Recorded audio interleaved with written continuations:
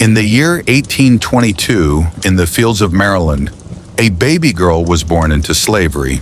Her name was Araminta Ross, later known as Harriet Tubman. She never knew freedom as a child. Her world was filled with whips, chains, and endless labor. As a teenager, she tried to protect another slave from punishment. The overseer threw a heavy iron weight. It struck Harriet's head. She survived, but suffered dizzy spells and visions for the rest of her life. She believed those visions were messages from God.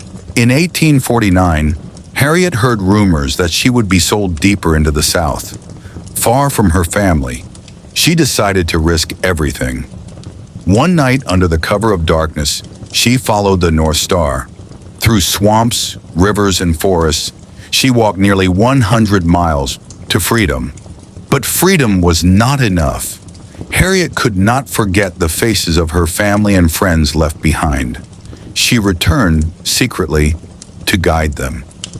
Using a secret network called the Underground Railroad, she led slaves through hidden routes, safe houses, and forests, all the way to the north.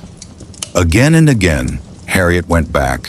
13 dangerous missions, more than 70 slaves freed directly by her, and nearly 300 helped through her guidance. She never lost a single passenger. People began calling her Moses. Slave owners grew furious. They placed a huge bounty on her capture. Posters described her as dangerous. But Harriet was fearless. She carried a revolver not just to protect herself, but to remind frightened runaways. There was no turning back. When the Civil War broke out, Harriet joined the Union Army.